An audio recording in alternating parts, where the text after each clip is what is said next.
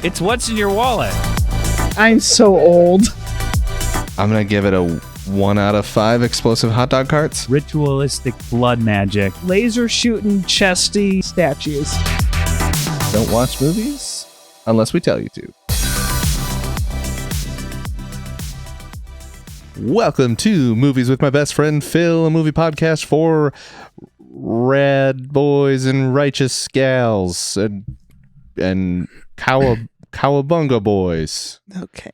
Cowabunga kids. Any of that lingo, right? No. Okay. And Slick Willies. My Ew. two good friends, Slick Willie Hi. and Cool Craig. Okay, that's at least something. That's closer. I think actually Slick Willie but is cool also with a pretty K. close. Just have to add bitchin' onto everything. Yeah, I was about to say, I can't believe you didn't say Bitchin'. bitchin'. Well, we can't swear on this podcast. Oh, damn. I can't swear in real life. I've never done it. Yeah. I'm not allowed to. Yeah. I'm Jesus is listening. I'm a good boy. Yeah. I was playing Castlevania Symphony of the Night, and the neighbor boy just comes over and he's like, "What you playing?" And I'm like, "Oh, just playing Castlevania." He's like, "Oh, okay." And I went to my inventory, and my sword is called the Bastard Sword. Oh. He's like, "Oh, you got the B-Wood sword." B-Wood sword. The B-Wood sword. Like, oh no. It didn't. Yeah, it is called a bastard sword. I never really thought about that.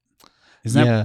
So there's like a folk reason for it, which is like you wouldn't give your best sword to your bastard son. So it's like the bastard sword is kind of like a hand and a half, not a two-handed sword. Oh. But I don't think it's an actual technical Interesting. distinguished sword. It's just something that like It's just early like D&D nerds were like, you know what we're going to call this? The Bastard Sword.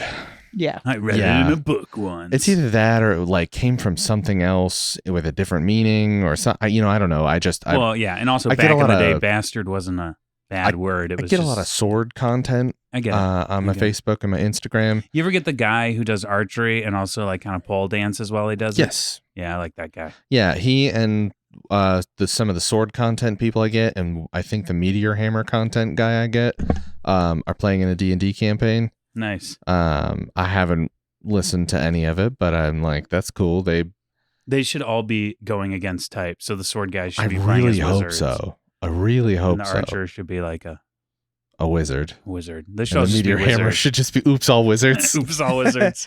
Oh my god, that would be. I think it would be really fun, but not for the dungeon master. Oops, all whatever is something that like has somehow remained relevant, and I don't think anybody knows what it's even from, other than like people our age. Because I feel I still hear it, but it's oops all berries, right? Yeah, from Captain okay. Crunch, because it was Captain Crunch. yeah. Crunch berries. Yeah. Oops all berries. Oops all berries. I don't know if they sell oops all berries. They still sell crunch berries. Yeah, sure. But I don't know if they sell oops all berries I anymore. don't know, but I just think it's funny that like every once in a while, like, I'll just hear it on a podcast. Someone will be like, Oops all "Oh, like something." oops all this something," and I'm like, "You're too young. I don't think you ever had that cereal." It's such a weird cultural touchstone to like And it's bridge from a cereal. generations. Every once in a while, the corporate elite, gets it right. Yeah. Well, yeah, I mean, in a similar fashion, you ever hear like cops when they're like trying to arrest someone and they go Cookie Crisp? Yeah, I do hear that. Yeah, Oops All Berries is still very much. Oh, it's A still thing. a. Oh, Oh, yeah. okay. I don't buy cereal anymore because it makes yeah. my tummy upset if I eat it. Oh, your tum tum. It's the Yeah, milk, I mean, dude. well, here's the thing. It's also like 90%. It's terrible for you. Here's the thing. My tummy's always upset, That's so I fair. should just do it. Yeah. But it's also just like, I don't know. It makes me feel bad, and I go to sleep. I eat fiber cereal like an old person. I don't eat any cereal. I probably should. It's I don't know if you should. I should eat like, I guess maybe what I meant to say, I mean more adult cereal like granolas or like plain oatmeal. or oatmeal or something, just to like start my day off with like a good poop instead of the nightmare poops I have in the morning. Mm. Oh, yeah. See, I've started putting like a protein thing into my coffee. Yeah.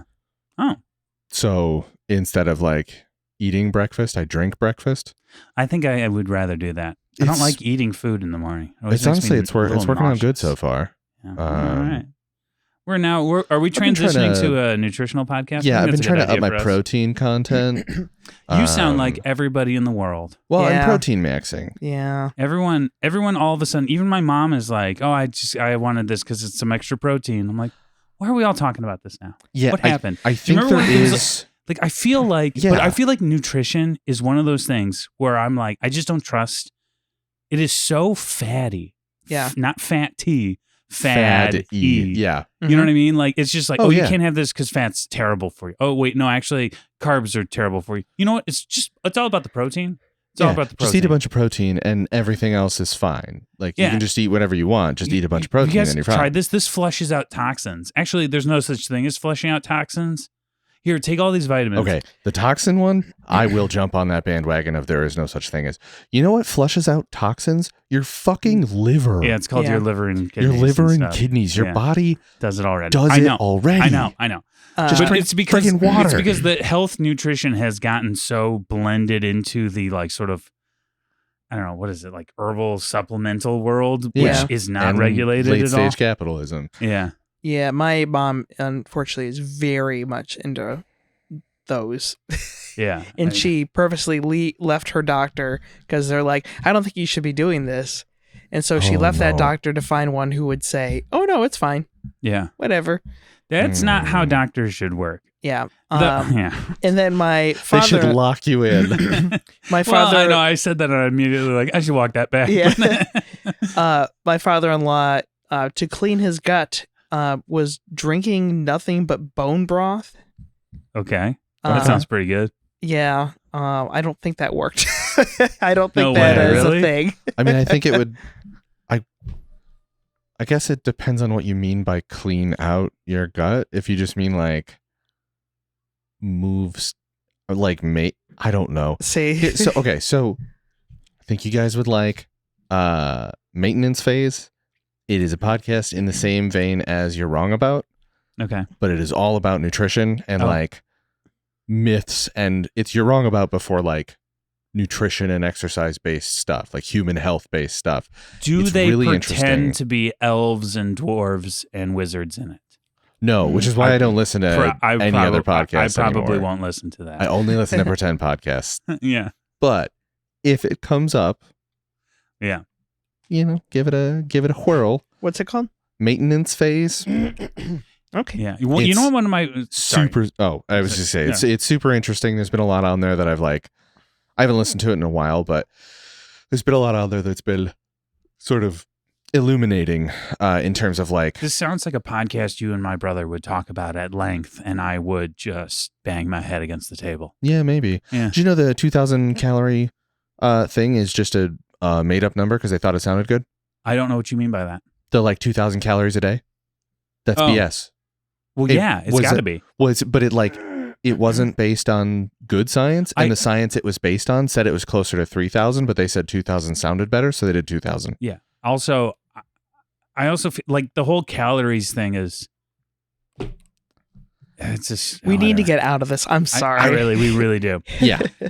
So we can transition, because I was about to say one of my favorite things to do is when somebody of Gen X or older asks me what I've been into lately, is describing to them what an actual play podcast is. Oh. Yeah. I was actually just talking to somebody at work. And just watching them squirm. I was just talking to somebody at work about it. And they were like, well, I think he's younger than me. Who is it? It's Aaron. One of the new kids. Yeah, one of the newer. I think he's in his like mid 20s. I think I know who you're talking about. Aaron, call in. Let us know. Yeah, let us know. And he didn't even bat an eye, and I was like, of course not. I expected you to push back on like, I'm sorry, what is that? Yeah, no, they know what it is. It's everywhere. Yeah, like Rhett and Link, I think, do an actual play podcast. They do. Yeah, I haven't listened to it. Yeah, me either. Kind of fell off on them, not for any reason other than Stevie left.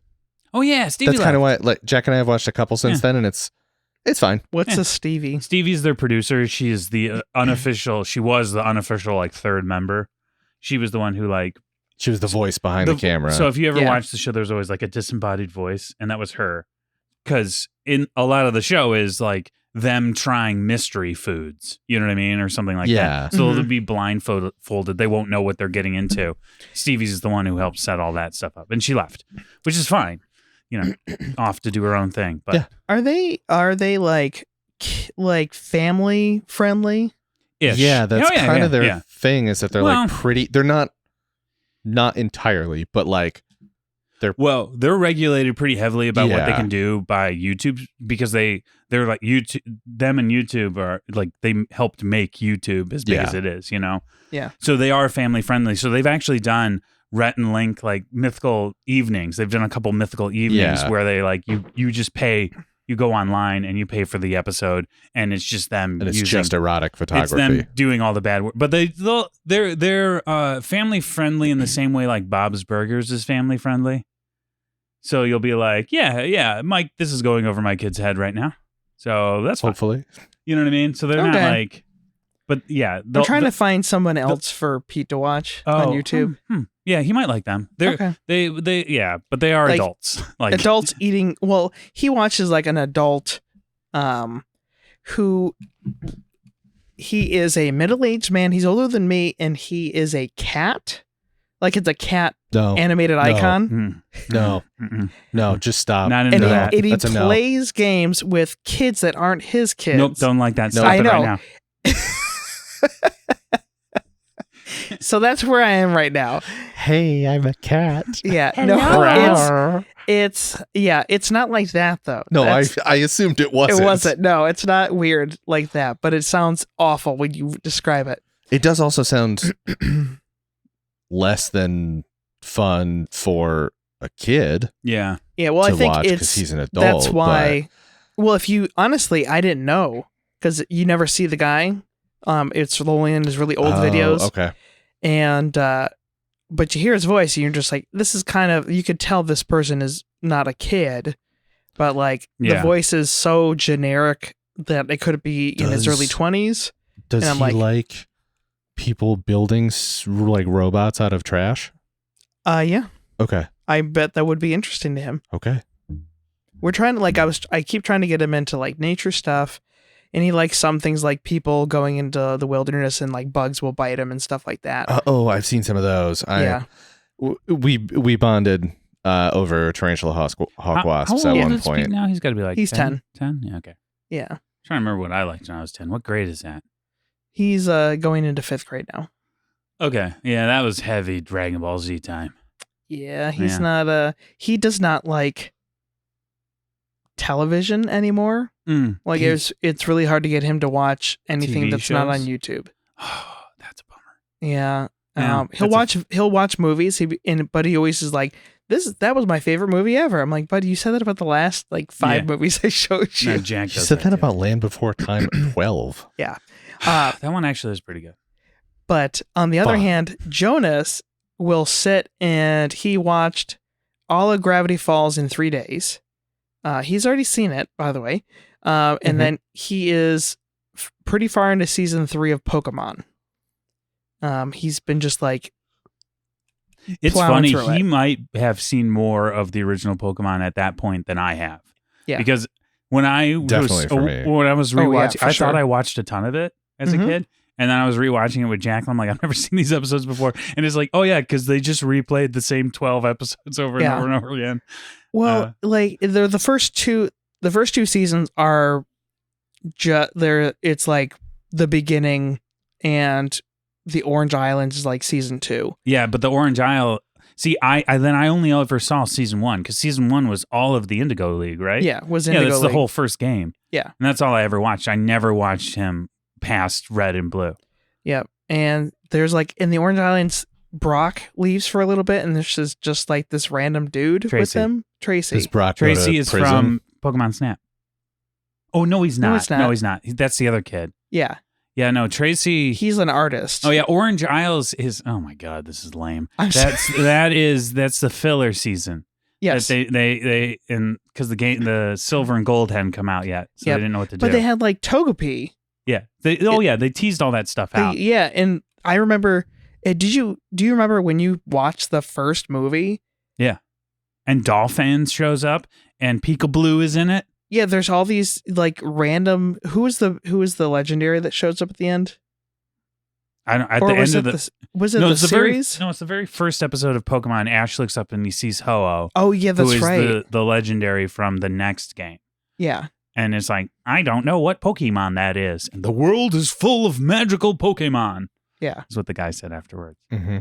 Yeah. Mm-hmm. But stuff like that, you're like, what the hell's going on? Yeah. Well, they that was always the tease of the show, was they were always going like, and more to see. There's more Pokemon. The world of Pokemon is, and I was always kind of going like, yeah, but like, and then they're like, actually, we don't know what Pokemon are there. Where are the other Pokemon? Well, they're over there in the neighboring country. It's like, guys, like, share notes or something. Yeah. You know what I mean? Like, Yeah, and like, when are they gonna evolve into like a big-chested lady with guns? for real though. Yeah. They And the can- chests are also we, guns. We only Yeah. get like big pectoral dudes. Like, where's the ladies? Yeah, With There, guns? somebody did do a reel of the Pokemon who have the biggest dump trucks. yeah. So that was fun. Did I send that to you guys? Or You did. Yeah, you did. Okay, That all was- I'm glad that was you. Sometimes I just like I send, so that's just all I am now, is a guy who sends Instagram reels. Yeah. And sometimes I forget what I've sent, and sometimes Jack will forget what I've sent to her, and she'll send something to me, and I'm like, oh my god, that's so funny. Yeah. And then like a day later, I'm like, no, I sent that. Yeah. Yeah. She said something the other day. She was like, oh yeah, and then I saw somebody doing this online. I was like, yeah, So I sent that. Phil, more than once, you have sent me a reel that I reposted. So I'll repost a reel to Yeah. my followers, and then you'll send it to the group chat, and I'll be like, "Why does this look so familiar?" And I'll look and it'll be reposted by Will Jonas. I'm like, "Oh, that's why." yeah. I never pay attention to. There's like a little thing in the corner. Yeah, it'll show you. That. I just never pay Yeah, attention to that. It's no also, problem. I'm it's not a tiny ass picture. I cannot tell who Also, it is. I'm flattered. You know, I'm flattered when that. I just happens. want it on the record that I'm not sending it because you reposted it. No, I didn't think so. I don't give a shit about you. I know, but I think it's secretly you're in love with me because obviously you liked the thing Can I You're say right. one last thing about the show? about. Pokemon. Oh, okay. I'm so sorry. They needed so desperately other villains than Team Rocket. Just Hard those three. disagree. What? Because it is so Looney Tunes. That's what makes the I first season of Pokemon great. I know, but Is how seriously, Looney Tunes I'm in they third. are. I'm in the third season, and I'm just like, okay, you at least get some more Pokemon.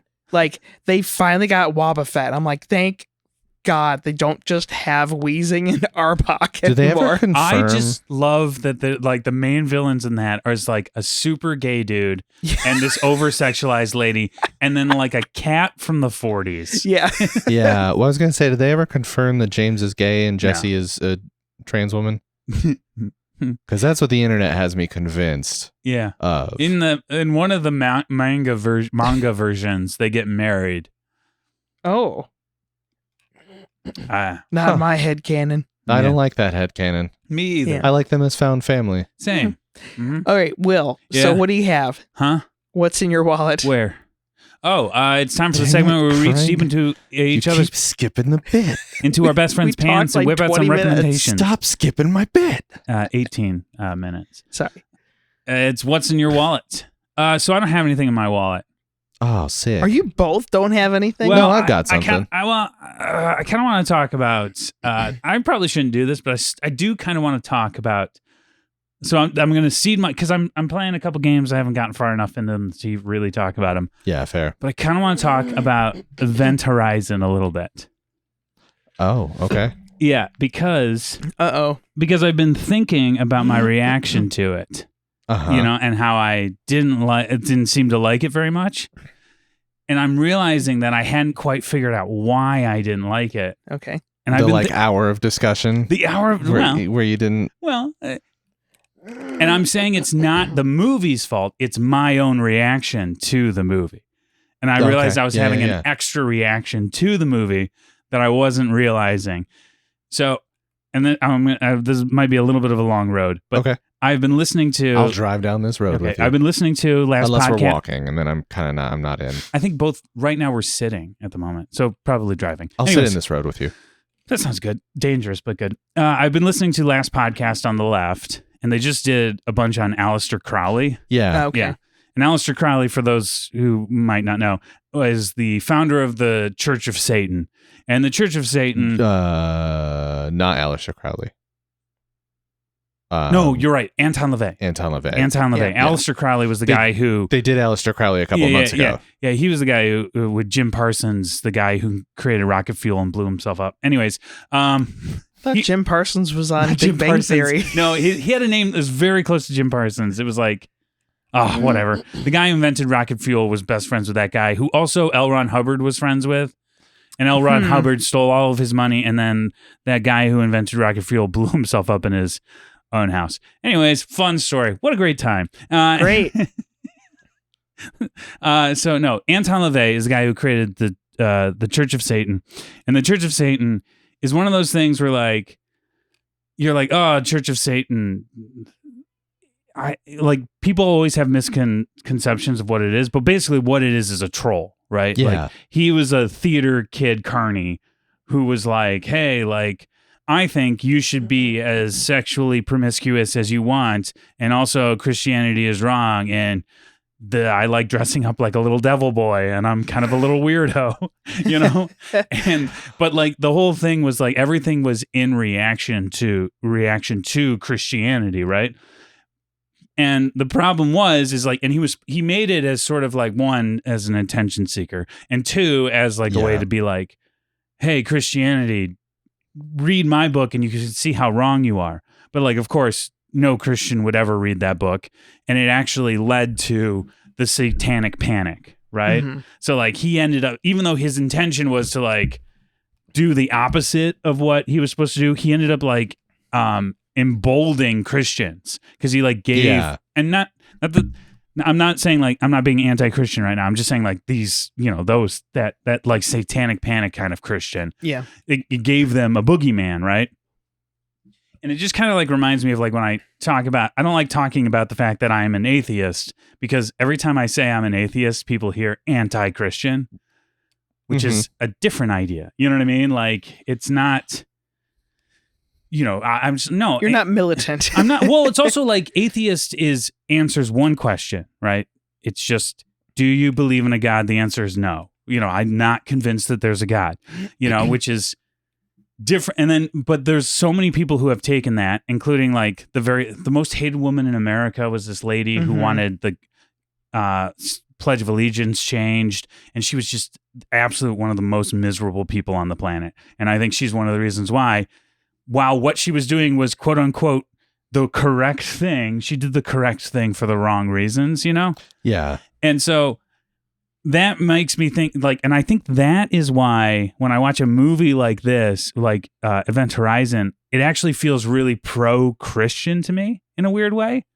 And I'm not saying that is what anybody other than me is having a reaction to. You know what I mean? Like that's just, so I was like, so you know what I mean? And then it also has this weird thing going on in it where it feels scientific, and then it sort of does that.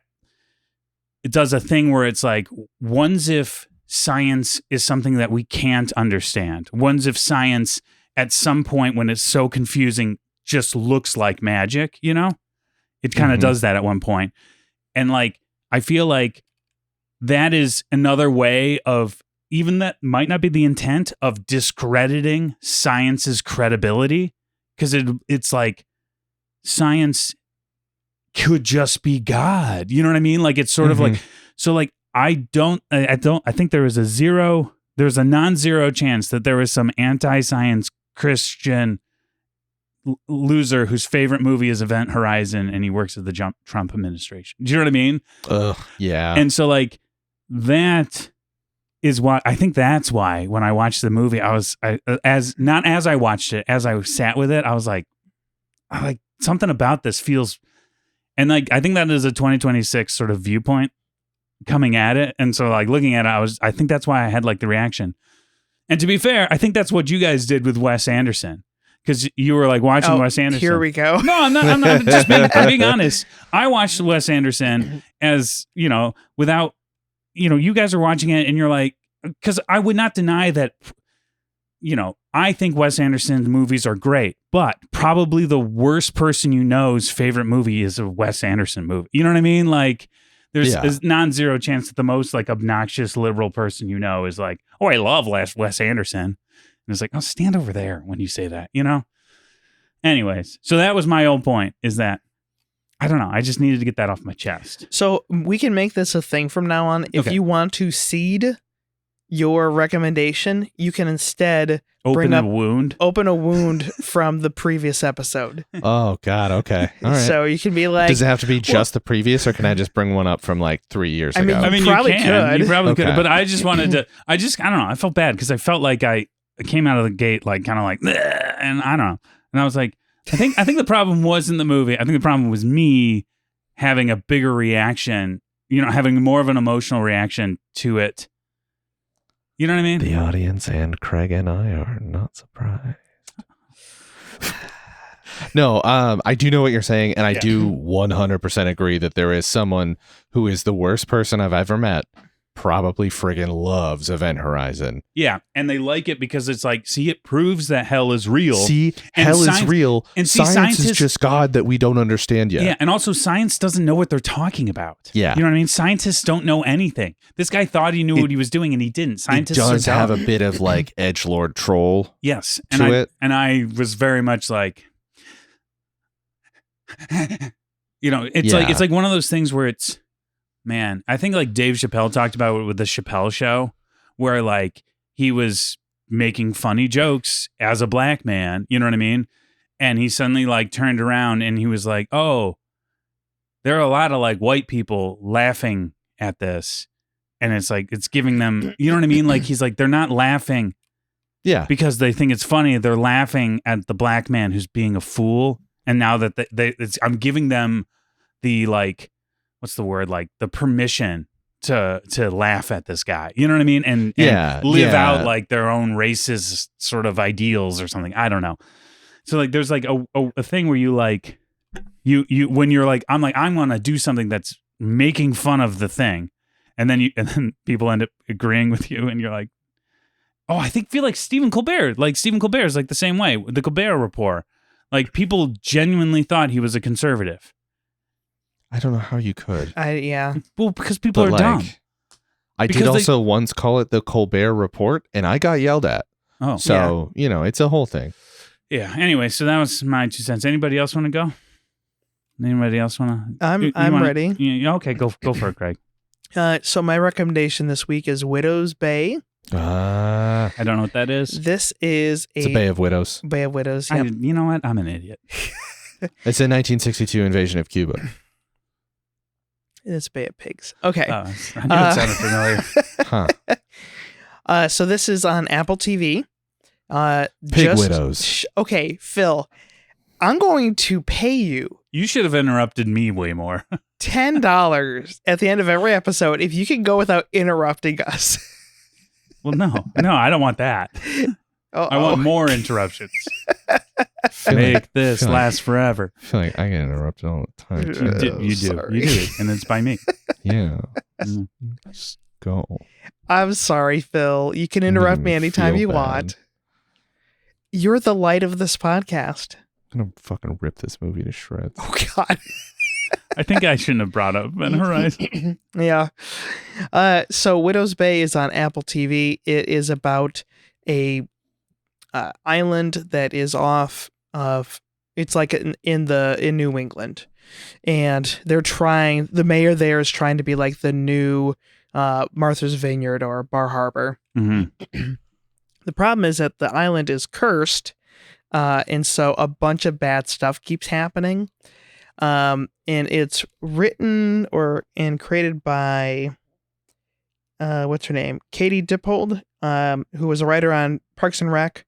And then she's got that viral tweet where she dressed up as the Babadook at a costume party, but it wasn't. But that it wasn't kind of, that kind of costume party, and so it's just her sitting in a. It's just her sitting. So that's what she's like. That's what I'm most famous for a lot of people.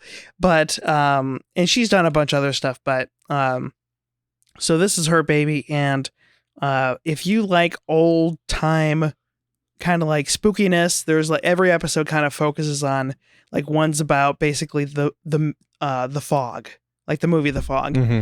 Other one has zombies or there's a serial killer episode basically, but it's not like set up in that kind of way. It's not like an anthology. It's one overarching story to it. Okay. On how they're supposed to get rid of this curse, and all the old timers there kind of know about it, and they're like, yeah, you shouldn't do that. Something bad's gonna happen. But it's so funny, and but not in a goofy. It's not like a winking comedy where it becomes goofy. It's just very smart, and it's a bit like Parks and Rec, where it has kind of that, because the main characters all work for the government, the small government there in the mayor's office. So, super recommend. Just finished the first season today, and they stuck the landing on it. There will be another season at least, so I'm looking forward to it. Nice. I have heard really good things. Mm-hmm. I just got to get on it. I don't know if Jack. Well, I could see if she'd be into watching it. I just don't watch a lot of TV without her. Yeah.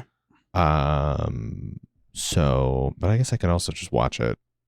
Yeah, I mean, it's not one of those hour episode either. They're like maybe 40 minutes at the most. Oh. So it's a pretty quick watch. Yeah, I could knock that out. Yeah. I could knock that out. Well, that sounds good. Yeah. I'm into it. I am into everything I keep seeing about it, I'm like, this seems like this is right up my alley. Yeah. Jack Parsons is the name of the guy who created he created liquid rocket fuel. Yes. Okay. Yes. Yeah. And so H.G. Wells. H.G. Wells. Yep. H.G. You're Wells all showed over up. the place. I don't know names. I don't know names. Yeah, we know. What's the guy from Scientology?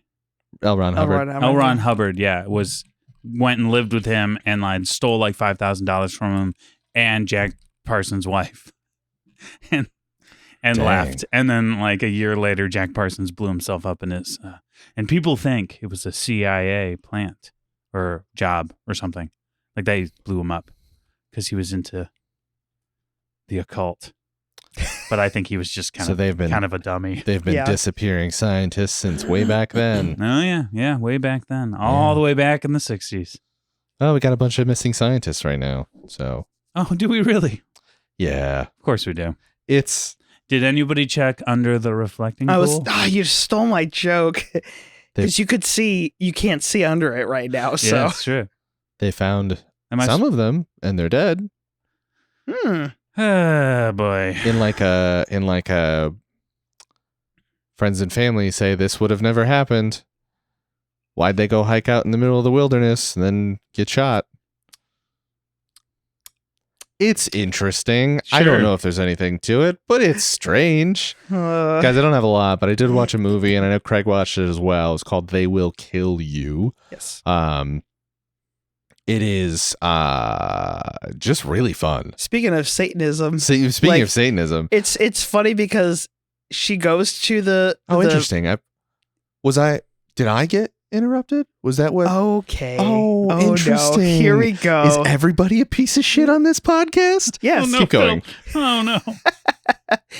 Well, we were talking about, it's like, Satanism is kind of just like poking fun.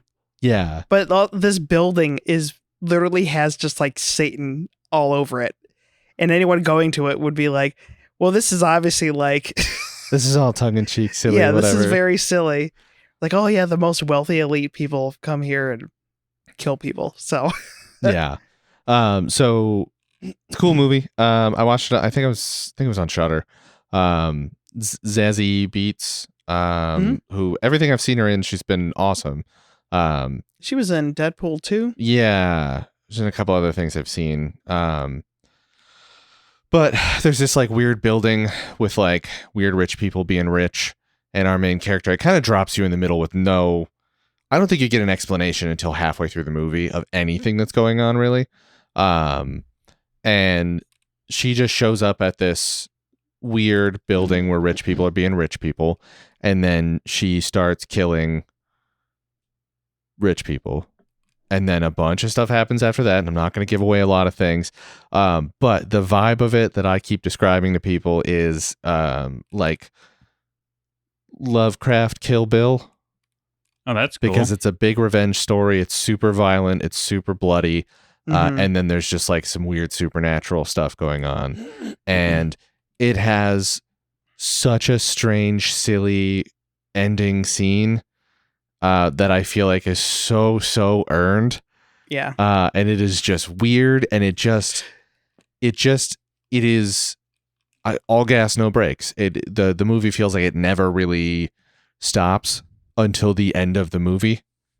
Like the pacing is pretty wild. Some of the shots they do in it are really interesting, like camera tricks. I think it was a joint was it South African?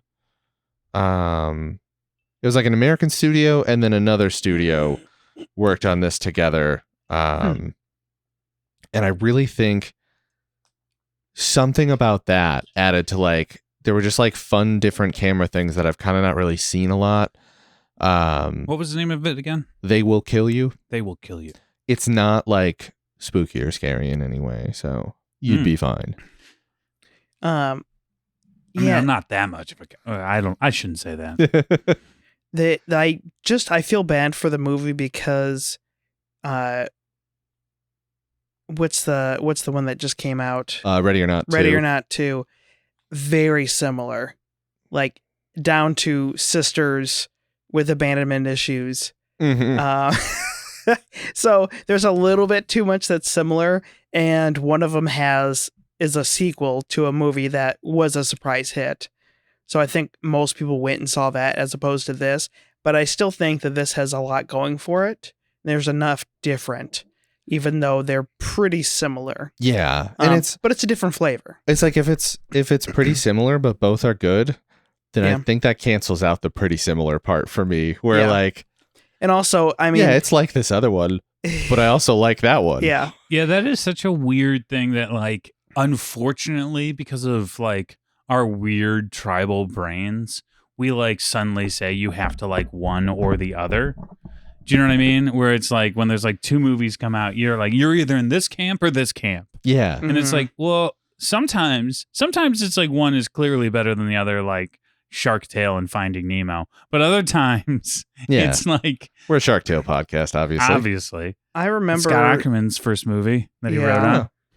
I remember when Coco came out, and everyone was like, you have to decide if you like this or Book of Life, which was another movie that was based in Mexico. Oh, another really? animated movie. Yeah. And for some reason, everyone's just like, you can't like both of them.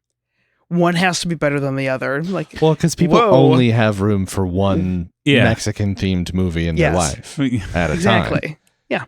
Well, so there's a dash of racism with that one. Oh yeah. But it also exists in other places. But you know what I mean? Where it's just like it's just weird to me. Like it to me, it's the Marvel and DC thing where it's like it makes absolutely no sense. It does make some sense in that one specifically because it drove sales in both. Like I feel like that kind of competition is like I'm a Marvel guy, so I buy all the Marvel stuff, or like I'm a DC guy, so I buy all the DC stuff. With like these two movies, it's like that kind of competition just kind of fucks both movies up a little bit. Yeah, that's true. Yeah, no, I see what you're saying, but I guess I know what you're saying as well. Well, it does stink when two movies come out very close to each other. Two sides of the same butt. Yeah, exactly. I mean, that is a great saying. It should be two cheeks of the same butt. I'm so sorry. But it's just the Marvel, like, it's just like, it's not like sports teams where it's like these things are actually going up against each other in a lot of ways. You know? It's just like, you can go see both movies. You know, you can just go to see two movies this weekend instead of one. Yeah, or just like see one of them later. Like I haven't seen Ready or Not 2. I do want to see it still because I liked the first one a lot. But I just randomly clicked on this one. Yeah. Because I was like, I'm bored. Jack's not home. I'm going to watch a movie on Shudder. And then this popped up and I was like, well, that sounds fun. And then I turned it on and it was just like an hour and a half of just fucking fun. Like I had a lot of fun during this movie. It was very cool. Well, I watched it with Veronica and she had fallen asleep like halfway through that John Wick spinoff, The ballerina. Ballerina. Yeah. because it was just a lot of talking. There wasn't any fighting in the first half, and so she just lost interest. This one just you're in. And there's a very little setup, and all of a sudden, shit goes crazy. Yeah, and it never really stops, which I love because it's not like a one take or anything. It's just like you are following this character through this crazy house pretty much the whole time. There's really not. She's moving somewhere basically the whole time, and you're following her, and it's got like a kind of haunted house ride. Did you watch Dredd?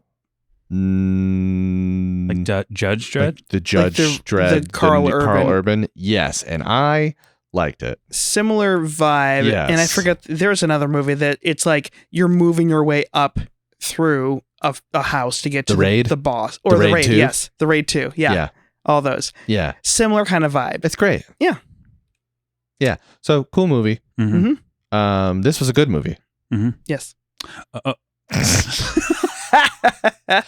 I have a feeling I know what's going to happen. That's right. We watched a movie. We watched a good movie, maybe. We watched a whatever Phil's about to say movie. Yeah. American Graffiti is a 1973 American coming-of-age comedy drama directed by George Lucas, produced by Francis Ford Coppola, written by Lucas, Gloria Katz, and Willard Hayek, maybe? Hayek? Poor guy. All right, starring Richard Dreyfuss, Ron Howard, Paul Le Charles Martin Smith, Candy Clark, Mackenzie Phillips, Cindy Williams, Wolfman Jack, and Harrison Ford. Running time 112 minutes. The budget was $777,000, and it made $140 million at the box office. So is that a flop, Craig? I can't. Yeah. What was the amount? 140 million on a 777,000 budget. Yeah, I'd say that did okay. Okay, yeah, that did probably all right. Yeah. Well, it's probably why we have Star Wars. Anyways, how do you think this movie is sitting on Rotten Tomatoes? I feel like people love this movie, so I'm going to guess like 91. I'll say like 84. Phil has it 95. Ooh, 95. But okay. Craig has it for the audience score, which is 84. Okay. So, Craig, you picked this movie because of what? Why? What was because the you're connection? Director. It was... No, it writer? wasn't director. The actress. Actress. It was one of the three I got. I got it in 3. Yeah, you did, sort of, after we said it. I don't listen to you. That's true. Do I remember who it was? No, I don't. No. But believe me, I said it in the last episode. So we'll insert it right here. Steve Buscemi. Steve Buscemi. American Graffiti. I've seen this. This is probably my 4th time. This became like a summer movie for me. Yeah. And I, for some reason, had thought of it as like a graduation movie, but it is not. It is a going back to school movie. Oh yeah, that's right. It is a back to school because they are movie. having a welcome back dance to high school. That's Which what they go isn't to. Something that happens. No. At least not anymore. Is that what's happening? Yeah. Yeah. Because they're leaving for college. Yeah, and then it says welcome back at the party. Oh. And so it's kind of like a... Wait, I thought he was leaving... Okay.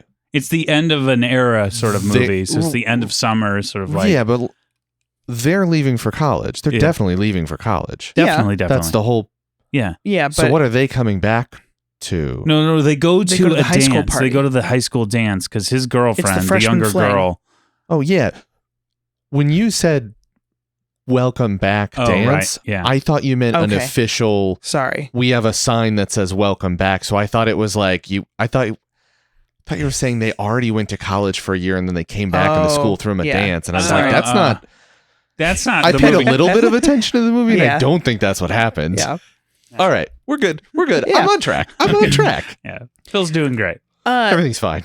Yeah, but it's one of those... I grew up listening to a lot of oldies, and there was this weird obsession for our parents' generation for not even a time that they lived through necessarily. I mean, my dad would have been 11 when this movie is based.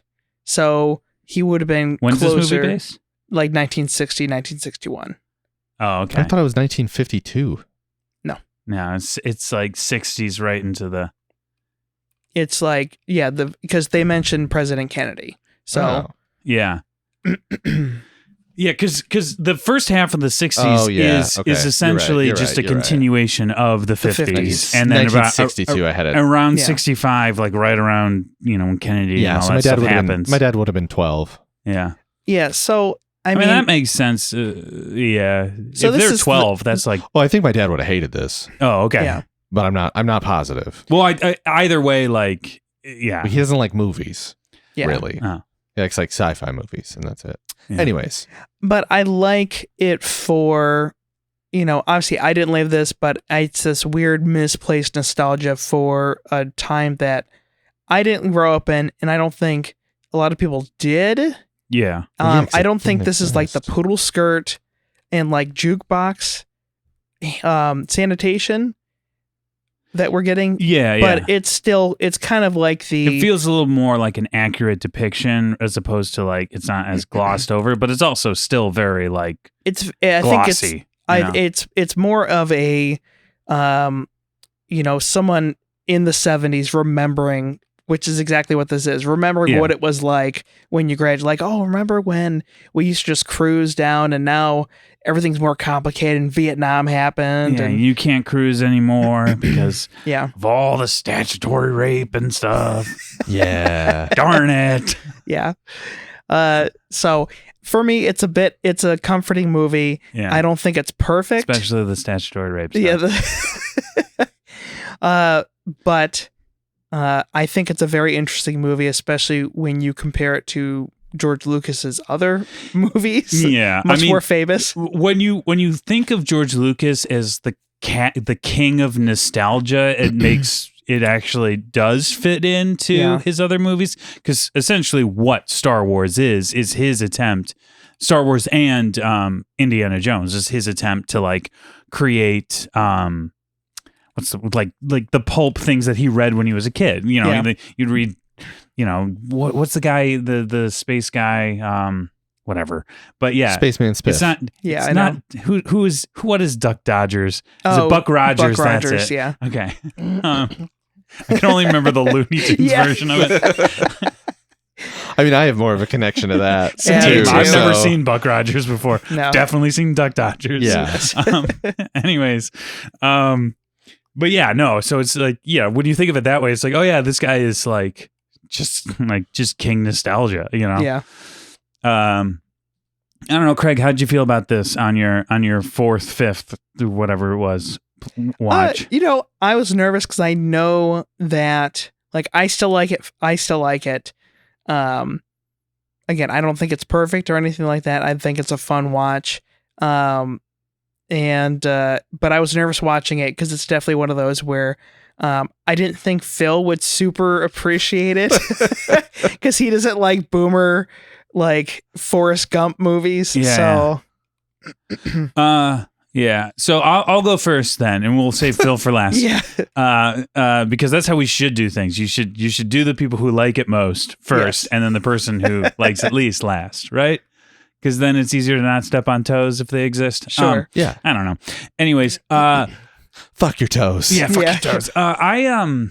So yeah, I am a bit of a sucker for like the coming of age films. Like I'm interested, and I feel like, I don't know, I just feel I'm interested in those moments between when you're like transitioning in your life. You had those moments when you're like going from college, when you're transitioning from college to the real world, like when you're like trying to figure out if you're an adult. Like there was a point when I had just graduated from college, and I was like, didn't know what I was doing with my life. And one of the first jobs I got was doing graduations. So every single weekend in like June and May, I was listening to commencement speeches about how your entire life is ahead of you and don't waste it. And I was like in the middle of an existential crisis listening to all of that. That feels like a cosmic horror Yeah. movie. It was really bad. I was like, I can't. And I just would like turn at these the students and be like, life is nothing. You're not Yeah. there. You're Look not gonna, at me. You think you have potential now? You have nothing. You have nothing. I was once where you were. And yeah. So anyways, so I stopped doing that job. But no, I do like this sort of story.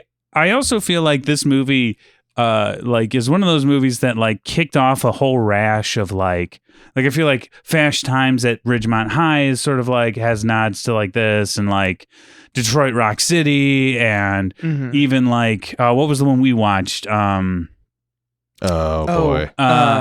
Shoot. Yeah, you know, Music one. the music Yeah. one Kid and with the kid, and the movie that filled in like either what was Oh that my God, I called? can see it. Almost Famous. Almost Famous. Yeah. Yeah. Anyways, they all like have their like DNA in this movie, and I also am a big fan of the like ensemble. This movie is an ensemble. It's fun to like you see these four completely different characters who are. It's all about like wrestling with like what is next in my life. Who am I going to be tomorrow? I want to reinvent who I was. Yeah. I need to reinvent who I was and become who I am. And I think this movie did it great because there's like four different stories and they all have different endings that are all both like only one of them is kind of hopeful. My favorite character story is definitely Toad. Yeah. I don't know what his real name was. Terry the Toad. Tiger. Yeah. Yeah, Tiger. I loved his because he was like he's the youngest of them. He's not going off to college. He gets Ron Howard's car, and everyone is just so cruel to him. Yeah. And what I liked about him was that he just didn't seem to let it bother him. Like it bothered him, you could tell. Yeah. But he just was like, I'm still gonna like keep going. I'm just gonna keep shooting my shot. And he shoots his shot. And he doesn't really get what he wanted. I don't think he got to make out with the lady, I guess. Well, she said, I'd like to see it tomorrow. Yeah, I'd like to see it tomorrow and all that stuff. And, you got to drive the car and feel cool for a little while. So I liked that character. Yeah. And I also really liked the character. There's another character who's basically like a James Dean, Fonzie type John archetype. Archetype who like he's like, he's the cool guy. He's the guy who didn't go to college, who's like hanging out with high school. He's a loser. And he's the Fonz. He's the Fonz, but like he's like driving around and you pretty quickly come to understand that he kind of knows that he's a loser, and he's like wrestling with the fact that like, and so like he sees a group of girls and he's like, hey, when are you get in my car? Because it's dangerous to be a woman in this time and I'm going to prove it. And who hops in his car is like somebody who is potentially 12, Yeah, she's like 14 at the oldest. Yeah, at the oldest. And he's like, damn, how old are you? And she's like, so there's a very interesting, very kind of sweet relationship that then it takes transpires. the piss out of his character. Yeah, it really makes him not like, because he's like, I'm going to be the cool guy, and he's like, what? I'm stuck babysitting. Yeah. And then he's a good guy, a deep, you know what I mean? Like he doesn't. There's no funny business. There's no funny business. At one point, he says he's going to like. He's going to kiss her or whatever. And he's just doing that so that she freaks out. So she will tell him where his house is. Where her house, so she can drop him off. So he can drop her off finally because he's wanting her out of his car the whole time. And I liked that storyline too, where he was like coming to terms. And the thing I also really liked at the end, he kind of reset himself and went back to, because he talked to Toad, and Toad's like, no, man, you're the coolest. Yeah. You're the coolest dude ever. He's like, yeah, I am. And he got reset back to so he didn't get a happy ending, really. You know what I mean? No. And also, he really didn't get a happy ending because this movie, spoiler alert, has the strangest pre-credits moment where like the plane is going, and then very starkly you see their senior picture of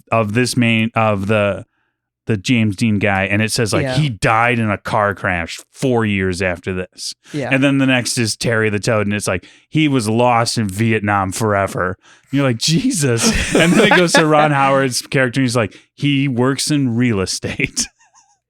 And then it was just like, what we don't need this. Holy cow. It's way too dark. We'll get to the end a little bit later. I think that Toad and Milner have the best storylines. Yes, yeah. Ron Howard's is by far the weakest. Also, because Ron Howard's, yeah. he's a dick. He's a dick, and then his girlfriend's also kind of manipulative, and they're just like... They can't tell it. Like, she can't tell him what... They can't talk. They're kids in high school. They're kids in high school. Like, yeah, she's like supposed to be a lot younger than him. Well, not a lot, but for high school standards, a lot. You know, she's like, I think she's like a junior, or she's going to be a senior. Or they're like a year or two below, right? Yeah. Oh, yeah, I guess so. Because she's Richard Dreyfuss's little sister, kid sister. Yeah, you know what I mean? So, like, their age difference, whatever, that's pretty typical to be a year or two apart or whatever in high school. But, you know, I don't know. It's just... Like, so yeah, there's this whole thing. Ron Howard's character is basically like, hey, let's go off to I'm going off to college. And then he sits down with his girlfriend and is like, so here's what I think we should stay together but also date other people, you know. And she's like, oh sure, that's great. And she clearly doesn't want that to happen. But he's dumb as rocks. But he's dumb, and also like he just said like probably the worst thing you could say to your girlfriend when you're going away. Yeah. And yeah, and so like the whole time is him not understanding her. That was probably the least interesting by far storyline. And then there's Richard Dreyfuss's character who doesn't want to go to college. He's like, maybe I won't go. Maybe I won't go the whole time. His name is Kurt. Ron Howard is Steve. Right. That's right, Kurt and Steve. And Kurt sort of basically kind of goes on this adventure where he like briefly becomes a criminal. Yeah, he gets it with the Pharaohs. Yeah. He accidentally runs into a gang. Yeah. And they drag him along for a bit, and then he kind of cozies up with them. Yeah, well, like his whole thing is that he feels completely rudderless, and so his storyline is pretty rudderless. Yes. Do you know what I mean? Like, he doesn't know which direction to go, but through these like various lessons he learns, one at the hands of some Wolfman something, some guy who keeps Wolfman Jack. He's a real person? Yes. Okay. You didn't know Wolfman Jack? You're saying that like we grew up in 1945, Craig. Yeah. I just figured everyone knew who Wolfman Jack was, I mean, at least. It sounds like something that was real. To side with Will but for also, once. like, he sounded real. I thought he was real, but then they started playing clips from it. I'm like, what in the hell is this? It like doesn't. So it starts off and it's like, hey man, I'm calling you in to be your friend. And someone's like, hello, this is a Wendy's. And he's like, hey baby, we're going to go shoot to the moon together. Yeah. And she's like, but I'm only 10 years or 16 or whatever. And he's like, yeah, baby, tomorrow is no time for fun. And then everyone laughs. And I'm like, what? Yeah. Like, what was that? It was a different time. You just don't get our humor, man. Yeah, man. It's just like, it was nothing the whole time. Yeah. Anyways, so I guess that was something people liked. But Kurt's whole thing, besides being rudderless, is trying to find this girl. Oh, yeah, I forgot about that. Yeah. The blonde that he sees in the car. The woman he falls in love with. And then everyone keeps is like, oh, I know that girl. She's out of your league, or she's married to somebody, or she's a prostitute. Blah, blah, blah. Yeah, they just all seem to keep making it up, which feels like the sort of like always shifting goalpost that you feel at that time of like, oh yeah, your future is going to be this, your future is going to be that. Oh, I know what you're going to do. You're going to do this. So it like that does really feel like I can connect with that. Yeah, I mean, his general panic is the most relatable. I feel like I'm a Kurt. Yeah. I feel like a Kurt for sure. He's walking through this high school, like, after the summer is over, and he's trying to get into his old locker, and he can't. I'm just like, oh, he's also Kurt. friends with the skeeviest teacher in the world. Ooh, yeah. Did not like that guy. Yeah, he's like talking to this teacher who's like smoking, and then this girl who like seems distraught, clearly a student, is like, hey, mister, to the teacher, we need to talk. Yeah. And I'm just like, and they're not having a good conversation. Yeah. And he definitely like has a note, like not a smirk, but like a sad smirk. Yeah. As he's like at Kurt, I feel like as he was walking away, had like a knowing sad smirk. Yeah. He's like, by the way, I just got this teenager pregnant. Anyways, so there's a lot of different time. It was a different time, baby. We didn't know any better. I mean, we did, but we'll just say that now. Yeah, little girl, come on, get my car. You do a pretty good one, I feel like. Just didn't get it. But the other thing is this movie, and I think this is pretty. I liked this. One, it's a constant needle drop. Like there is a song playing constantly, but it's all diegetic, which means that it's happening in the scene. It's not like a soundtrack. So they play it up in the sound. So like the characters will walk, and you'll hear it playing on two different radios, and so it'll kind of like have this like sort of like jittery, echoey sort of sound. Not displeasant, like unpleasant. Not displeasant. That's not a word. Unpleasant to listen to, but like it just makes it feel.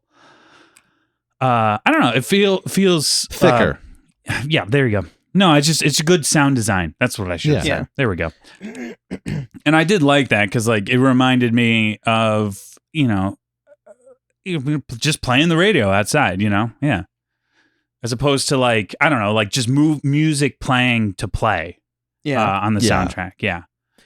Does George Lucas have a trademark with his direction? No, it's that he doesn't direct. Okay.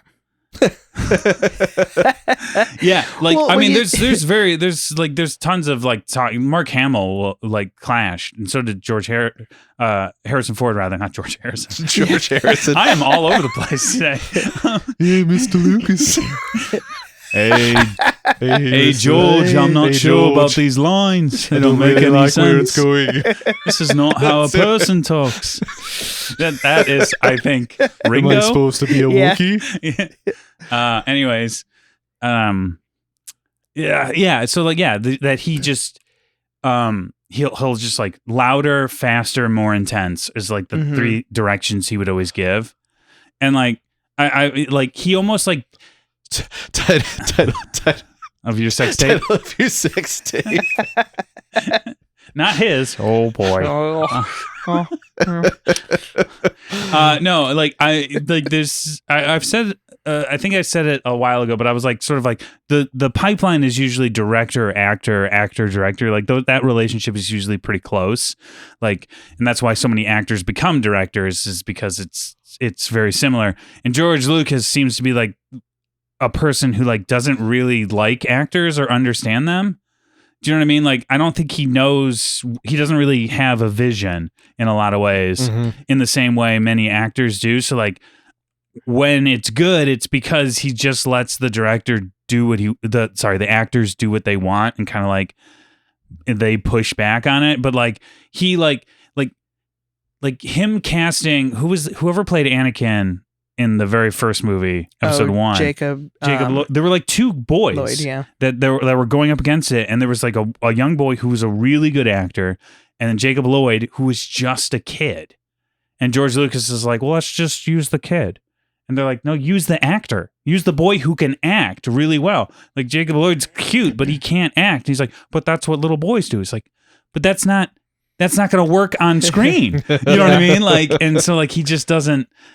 I don't know what his signature is, other than like his signature flavor is a lack of flavor. Yeah, almost. Yeah. Well, it's like if you look at some directors, like you can kind of see the DNA as they grow. Yeah. Through their he's directed so little for someone whose name we all know. Yeah.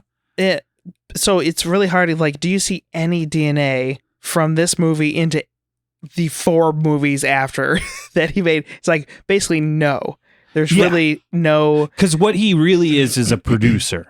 Like, he's an ideas guy. He's got great ideas, or he gets these thoughts in his brain, and then he surrounds himself with talented people, like Steven Spielberg and his wife, who was the editor and all that stuff. Francis Ford Coppola. And then, when he fails is when he does it all on his own and does all the things, because he's not an auteur artist, you know what I mean? Like, in the way that I don't know if he wants to be, or whatever, but yeah. So I don't know, because and again, like, he directed THX, he directed this movie, and then he directed the first Star Wars. Then he didn't direct anything. He didn't direct any of the Indiana Joneses. He didn't direct any of the Star Warses. He was just story by producer on most of those things. And then the next thing he directed was the 3 Star Wars films. And like he is a technical guy. Like he's a experimental sort of document. Like I think like I read somewhere or heard somewhere that that's what he went to school, and what he studied was more like sort of experimental documentary sort of style. Like he likes cameras. He likes, that's why he got so into doing everything on blue screen. He didn't need to do as much blue screen as he did. He was just obsessed with pushing the boundaries on the technology in the prequel series, because he's not a filmmaker in that way, in a more traditional way. I don't know. At least that's my thought. Yeah, that feels pretty good to hear in my ears. Phil, what do you think about this movie? All right, let's do it. It's fine. Yeah. Okay. It's fine. I'll be honest, I really didn't like it. What didn't you like about it? Was it just the setting? Okay. I don't like, we'll get it out of the way. I don't like boomer nostalgia. Yeah. Yeah, I feel that. It upsets me. Mm-hmm. You can see the DNA of "Make America Great" behind the eyes of some of these characters. Oh, in a movie in a nostalgia bait movie that's set before the Civil Rights Act, yeah, you can see it. Oh, really? Honestly, though, the more we're talking about it, like I did like these storylines. Yeah. I just also feel like we got like 15 music videos and then 5 minutes with each story. Sure. Yeah. And I think for me, like it's a really wandering, it's a fun movie. vibe. Yeah. But I know that's kind of the point, is that like it's aimless. Mm-hmm. But I guess for me, it didn't land as aimless in support of their story and aimlessness. It felt like aimlessness to show off cool cars that I used to have. Yeah. And music I like. I think I like all those musics. I like all those cars. I do feel like it is one of those things where I feel like there's like, what is it? Kevin Smith was talking about when he made Clerks, right? He made Clerks and they shot it on black and white. And the reason why they shot it on black and white was because they couldn't afford a good lighting kit. And so they couldn't put lights in where they were shooting, and it was all fluorescent lighting. And the guy, and their DP was like, "It's gonna look terrible. Everyone's gonna be like green. It's gonna look really bad." And he's like, "What can we do?" And he's like, "Well, I guess if we shot in black and white, it wouldn't matter." And so he was like, "Okay, let's do that."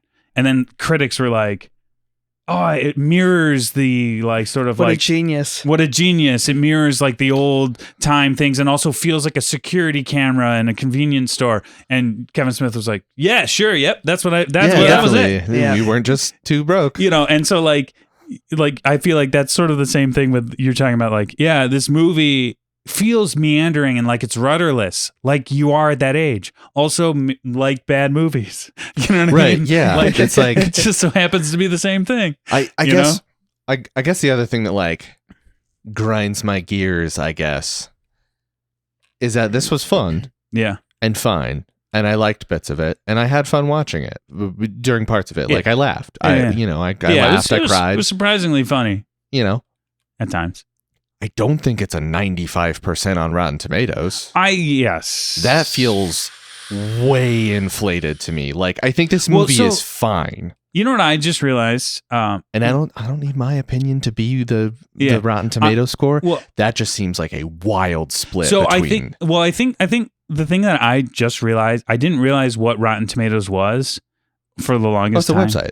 No, I know that. But like, it's not that critics gave it high ratings out of 10. It's just that 95% of critics were positive on the movie. Yeah, but who decides if it's a positive review or not? Well, yeah, I guess that's a true point. But I guess I didn't realize that it wasn't like them going like, "Oh, we're taking their scores that they give and we're converting them to a system." Yeah. And that's how we're doing it. It's like, no, they were just positive or they weren't. It's a binary system. Mm-hmm. And it's the percentage of them that were positive. So you could have a bunch of people giving a movie a 60%, and it could be a 95%. You know what I mean? Like if most people were like, oh yeah, I liked it, then that could be a fresh movie because, oh yeah, I liked it. Yeah. You know? Okay. Anyways, I just thought that was interesting. You guys watched Community. Uh-huh. You know, like, I think it's when the Glee Club guy is trying to get them all to join Glee Club to do a song, and they get Pierce by making him by thanking him for inventing music, and then he sings a whole song badly about how his generation invented music. Yeah. This movie felt like that to me. Yeah. Oh, yeah. okay. Oh yeah. Yeah. Where like, except it's good music. I love this music. Yeah. We've talked about like, I like surf music. I grew up on this music. I like cool cars. The movie itself, though, I definitely I could see like a little Pierce dancing in the corner. Like, you're welcome for all the culture we gave you 2 years before the Civil Rights Act was signed. Yeah. Yeah. And it's also like somebody watching this. Just bugged me. Well, I also read, oh man. Okay.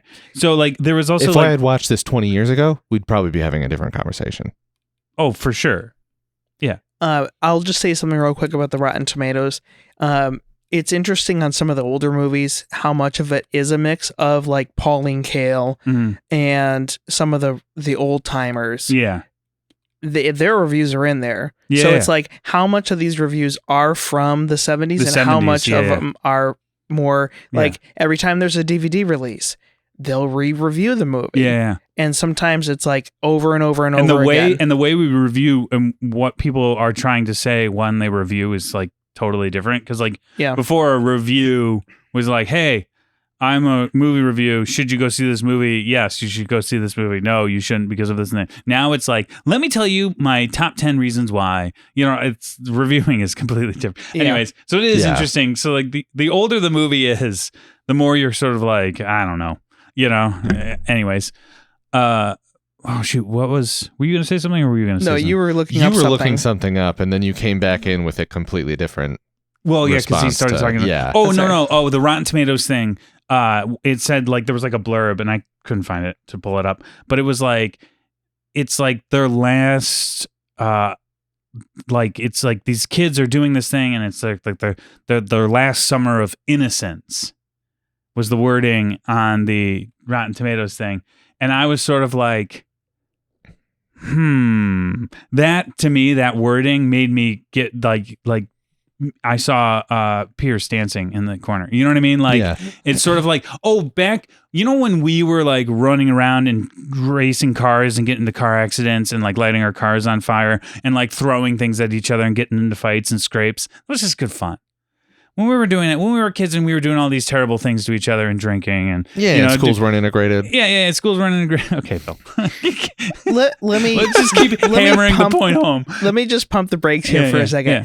Because I think it is kind of like we might talk about like before, like pre 9/11 or before the recession. Yeah. These kind of things, these landmarks to our generation. I hate when millennials do that too, though. I know. So like, but all I'm saying is that I agree with what Phil's saying. I'm like, I can see how Phil gets there because like there is a level of it where it's just like, you know, that somebody is like watching it and going like, yeah, this is when things were really good. And you're just sort of like, everyone in this is kind of an asshole. Did you see what Richard Dreyfuss did to that cop car? Yeah. Like that is fucking crazy. Like everyone in this is a straight up criminal. But I mean, what he does is insane. Yeah, you know. Craig, you were going to say something. Well, just it's the loss of innocence. Yeah. Because immediately after this, you have Kennedy assassinated. You have you have what, and I'll talk about this in a second because I did watch the second movie today. Really? Yes, I did. And it's really good. Is there there graffiti in it? No, because there wasn't a single piece of graffiti. That is an interesting note, Phil. I didn't even think about that.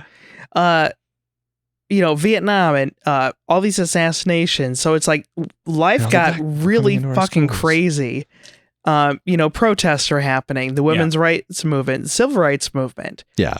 But when you're a kid, everything is rose colored. The same way that I think about the early 90s. I'm like, oh, everything's great. And I tried to do 90s Trivial Pursuit. I didn't fucking know any of it because it was all like, remember that time where we bombed Nicaragua? I'm like, what the hell? Yeah. No, I remember did when not. George Bush Sr. threw up on the Japanese prime minister or whatever? I will say What? from... I don't know if that was the 90s. If I'm reframing this as like, instead of boomer nostalgia, if I'm reframing this as George Lucas, not reminiscing about his life, but like getting off his chest sort of like the sort of insanity of growing up in this time where everything seemed like it was wonderful and perfect. It actually wasn't. And then also 3 out of our 4 people had an awful, awful ending at the end of this. And then it gets way worse. And then it gets worse after that. Like, I could reframing it that way. The movie is much better to me. Yeah. It's a dark ending. I think it works. I think it only works because of the dark ending for me. I think that's the thing saving me right now, is that like that makes it feel more like George Lucas is aware that time that this movie is quote unquote nostalgia baiting isn't actually what that time was about. Yeah. Like, these kids all are kind of miserable in the like act that they're putting on. Mm-hmm. Kurt is miserable because he doesn't know what he's doing. Yeah. The car guy is miserable because he knows he can't be doing the thing he's doing for much longer because he's going to die. Yeah. And then, spoiler alert, he dies. So like, that to me puts the spin on it of like, okay, I get this. He's not saying this is good. I think what bugs me is the same thing that Will was saying about Event Horizon, is that like, somebody will. I know many people will watch this movie and just see the first part and pretend the ending is a joke. Yeah. Like, it's a tag on the end that's just like a bit. We're doing a goof. We're doing a funny 70s goof, guys. When it's like, that's not, the ending feels like the point of the movie. I'll say this, when I watched this the first time and that starts happening where you start seeing what happened to them, and then it does the Beach Boys theme right after that, I feel like I get hit by a truck. It's you're just like, oh, okay, he's going to college, and then Ron Howard decided he was going to stay. Oh, this is nice. And then all of a sudden, just like, by the way, 2 out of the 4 characters that we're following died. And also, fuck women, because none of them are part of this. Yeah. So I do want to talk about, I'll talk about the second movie after we give our grades, because I don't want it to influence the grades. Okay. So Phil, you just stopped talking, so I'll let you do yours. Oh, God dang it. I don't know.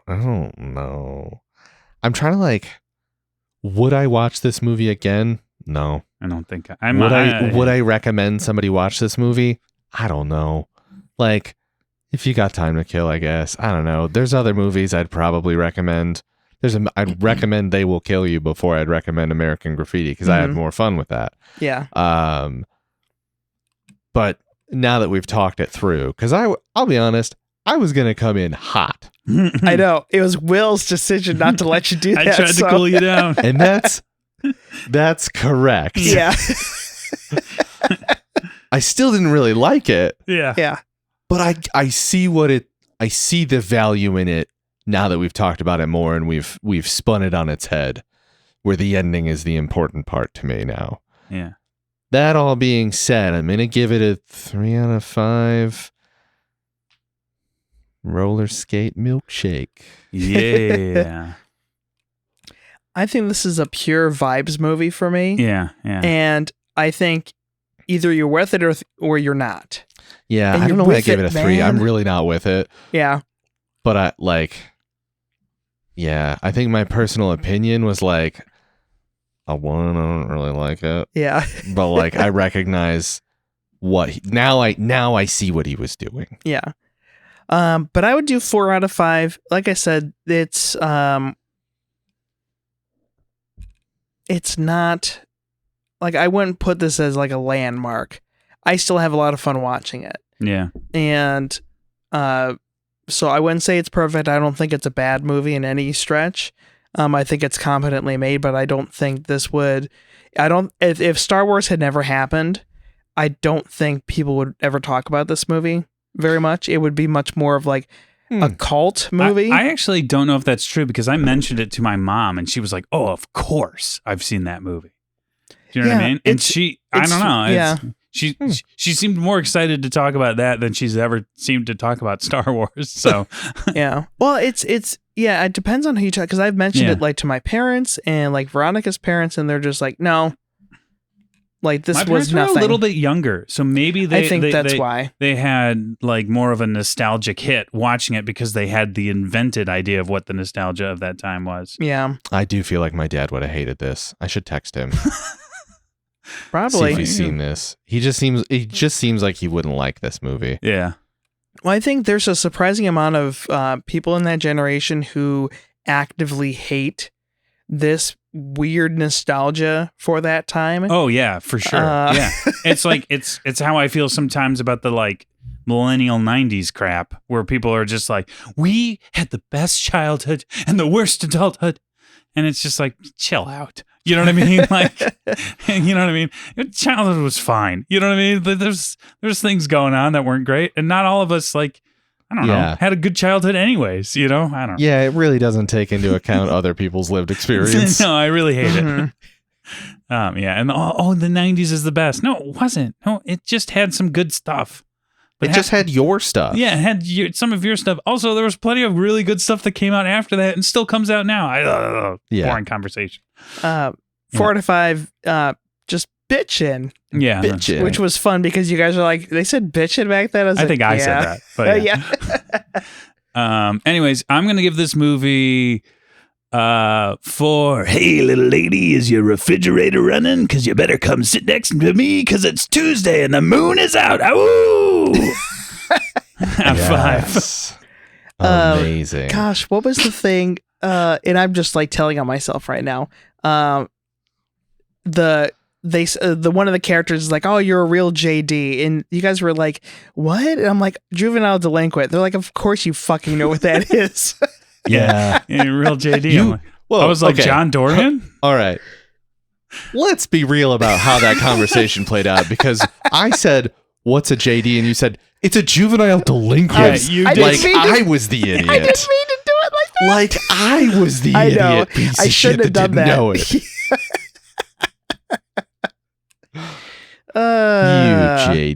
You JD. Is the second movie any good? So the second movie is more Forrest Gump. No. Oh, okay. Oh, okay. It's a weird movie where it addresses more because it takes place over like 3 years because you get 4 different stories. Because Kurt, he's not in the movie at all.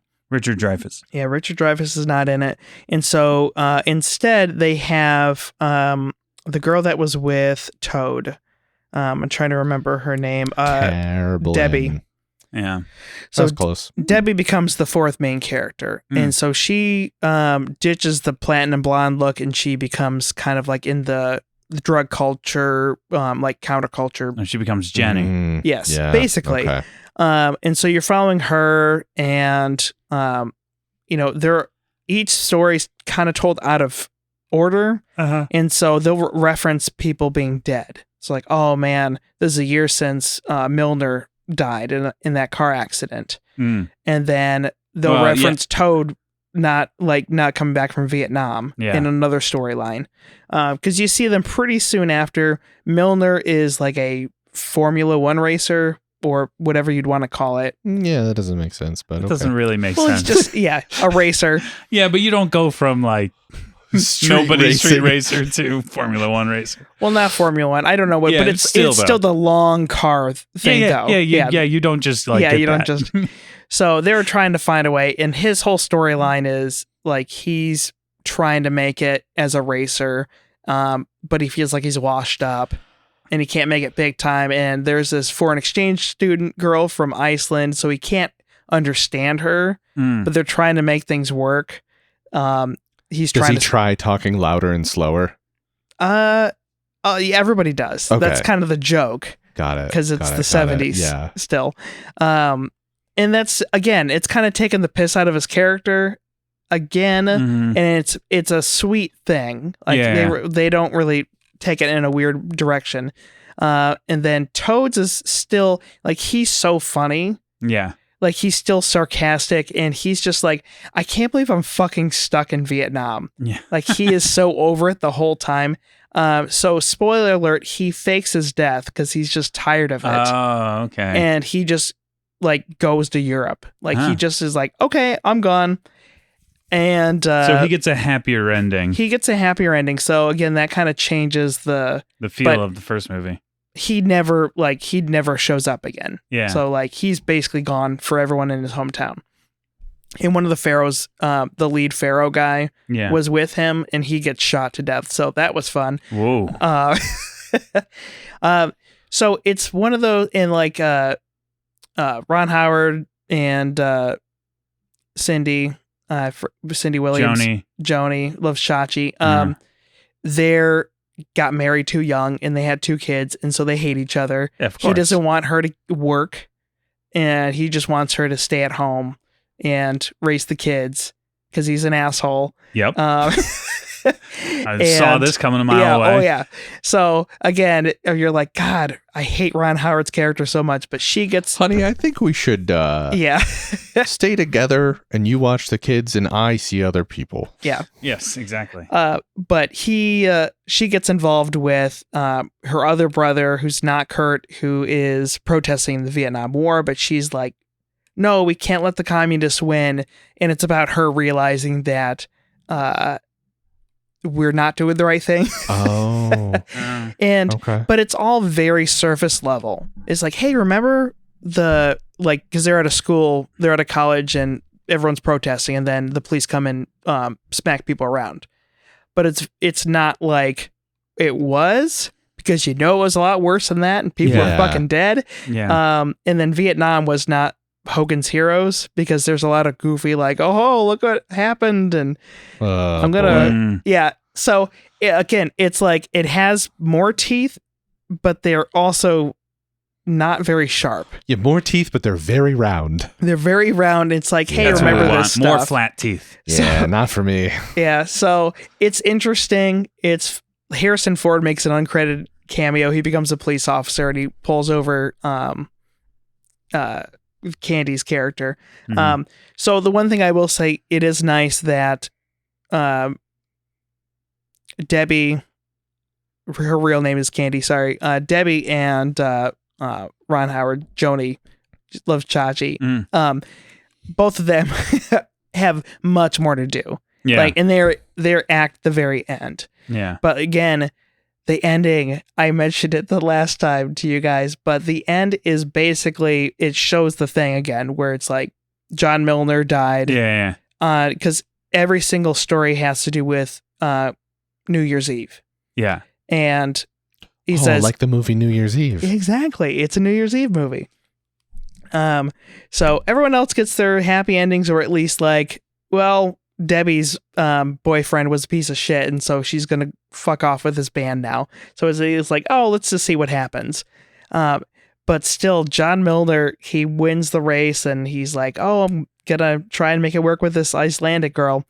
And you just see him driving down the road, and you see a truck coming way down, and then they both go down a hill, and nobody comes back up either side. And it's like, John Milner died because they met in the middle in of December. Died in December 1974. And I'm like, okay, so we literally just watched this guy die on screen. You just couldn't see it. Wonderful. And so, bummer ending. Yeah. And For again, real. not a super well-known sequel. It is the last credited movie Ron Howard was in. Really? Isn't When did that it come interesting? out? 1979. Oh, yeah, that makes sense. He like pretty much quit acting altogether. Yeah. But again, weird to see Harrison Ford, because I'm like, is this before or after Star Wars? I'm like, this is after. Ugh, that's weird. But he just showed up, and it wasn't obviously wasn't George Lucas. It was probably like one day, whatever. Yeah. Oh yeah. Yeah, I don't think Harrison Ford has like a ton of discerning taste. Yeah. I think he just says yes to things. Yeah. He doesn't Are you trying to say he just said yes to Hollywood Homicide? Are you trying to say he just said yes to driving in that helicopter? You know the one. Yes. Will doesn't know what we're talking I about. don't know what's happening. Okay. Guys, we have a problem. Okay. I think we need to roll Yeah. before I pick the movie. Yeah. I guess we're going to have the same problem either way because my role was director, right? Yes. You got George Lucas. So I have to pick another George Lucas movie. So we're Yes. going to be kind of stuck Yes. And in we might George be Lucas super town. stuck. Yeah. So do we want to use I'm going to just say that we have a re-roll in here, a group decision to re-roll. So re-roll. I guess, yeah. So it's not director. Or what were you going to say, Phil? Well, I just because I was looking at because my choice would probably be THX Mm-hmm. Yes. because I don't really want to watch The Phantom Menace. Yes. So I guess does THX have different enough, and we can just re-roll if it's director or writer? Are there sure. enough different people? Like, is there enough to get us out of a George Lucas hole? Can we get out of George's hole? Well, The yeah. Lucas hole. Oh, yeah. There is very little people in this movie, and I actually already rolled. And what I rolled was editor. Guess who the editor of this movie was? THX. George Lucas. George It's Lucas. George Lucas. Yeah. Okay. So, like I said, do we want to re-roll Phil's? Do we want to re-roll me and I'll just pick it right now? Like Oh, yeah, on that's a good on a point. whim? I don't mind doing it. I'll do it. Okay. I'm incredible at this game. We can just Okay. pause the. Let's say roll a d8. Okay. We're going to roll a d8. Let's see what happens. I got a number. I don't know what it means. Director of photography, cinematographer. Okay. The DP. That's The Dangerous Pursuit. How do I find that on IMDb? No, that's not going to work. Why not? Cinematographer's not going to. Because it's literally just that in the movie It Ain't Easy. Okay. Which What is- would work? Uh, Actor would be the only one that would work, right? or we could do Francis Ford Coppola, producer. Okay. Well, let's see. I'll roll one more time. This is great. This is great. We're doing good. We're Okay, I not rolled again and I got actor. There we go. It's actor. Okay, It's it's actor. actor. Okay. Great. Let's see. We're gonna do.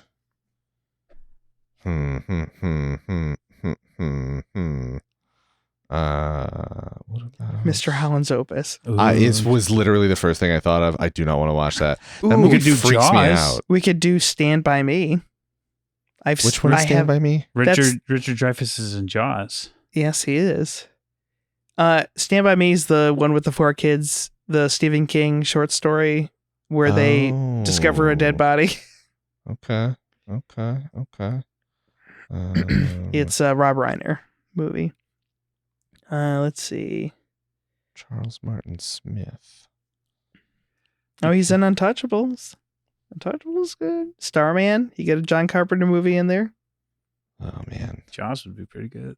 Yeah, I wonder what Will wants to watch. I've seen that movie in a long time. I want to watch it again. Okay. Ooh, Candy maybe I do Clarkson, need some more. Buffy the Vampire Slayer, Ooh. the movie version. Oh. I've never seen the show. I've seen like 2 episodes of the show. Oh my god! The movie, so the show is technically a like sort of sequel to the movie. Not really, but also kind of. Okay, I don't want to influence you too much, Phil, but Mackenzie Phillips was in Double Teamed. As you read off a list of movies you want me to I pick. know. We're not. You said you could do this on the fly, and Yeah. you're taking forever. Yeah, well, it's a big decision. This is important to me. Yeah. I love this, guys. We're not gonna no one's gonna hear any of this. The Wild Bunch. I know no one hears this. Why do you think I know. call this screaming into the void? I know. Day of the Locust. Dusk Till Dawn 2. I just want to make sure that I can't get to one of my movies. You know, Scarface. Oh, I see. is really the thing. Because it does matter. You have No, I just Harrison watched this Ford. one. Oh yeah. Yeah, but he's not in any of my. He's not in any of my movies. We already got one of your movies. Stop being greedy, Phil. No. He wants to win. I want to win. Oh, we can watch Hillbilly Elegy. I know, I saw that. Woof. I want to watch something spooky. We got something spooky in this, Craig? Jaws is pretty spooky. God. Let's see. Close Encounters is Ooh, the pretty Wild spooky. Bunch. You I've can do never seen Close the Wild Encounters. Bunch. Ooh, we can do Darn. we could do Phantom of Paradise. Okay, what about the Wild Bunch? What is the Wild Bunch? Yeah. It's a Western. I've never Western. seen it. It has Bo Hopkins. Is it spooky? No, Oh. no, it's a non-spooky Western. I just like Westerns, and I've never seen it, and it's like an absolute classic. Yeah, it's Sam Peckinpah, and it's I have not seen it either. So Oh, cool. Okay. All right, and I rolled and I got editor. Okay. okay. Ooh, we're in 69. Okay, interesting. We're 69ing over 69 and up. All right, so we need to end this episode though. This is back when they didn't have editors, apparently. What? I texted Jack and I said, Craig loves this Oh, movie. there I it feel is. bad that I shit on it. And she said, yeah, but he's a boomer. Rude. She Wow. she freaking burned you. She And got then I me. put her on blast by Oh my saying God. it to you. Oh, man. Oh, editor, You have you to can do the do. thing. We can go right back to Uncle Buck. Yeah, we can get Uncle Bug. Actually, you could redo it, and you could do McCabe and Mrs. Miller like you should have done before. Yeah. Or The Long Goodbye. You have Altman movies. Oh my God. This is funny. Anyway. Thank you for liking and subscribing to the podcast. We're on Instagram, Facebook, YouTube, and TikTok. If you want to tell us if you're nostalgic for the 50s, a time when you most likely were not alive, because I'm pretty sure all of our listeners are Us? us Not me. and under 40. This episode was brought to you by Veronica Norland. Yay! If you want to hear your name shouted out and help support us, consider becoming a patron at patreon.com/mumbleandtrug. If you like what you heard, consider leaving a review. That's all for this episode. I'm Phil. I can't do it. I'm Phil Kessel. I will show this. And I'm Craig Nolan. Yeah. I can't do it. I actually can do Who it. is that guy? I don't know. The Wolfman Jack. Fucking sling blade. I know. I'm sorry. Oh, man. French fried potatoes. You know what movie is absolutely goddamn garbage? Is that Avatar movie. Nobody should be watching Avatar because it's a terrible movie. Thank you, everyone. I'm Wolfman Jack. What was his name? Wolfman Jack. Wolfman Jack. Avatar See you takes later place tonight. 2 years before the Avatar civil rights movement happened. God. Yeah, that's all right. That's all right. All right. I'll see you next week. And if you're a 12-year-old girl, come up and see me sometime. I got some popsicles. Oh, yeah, you To did. go.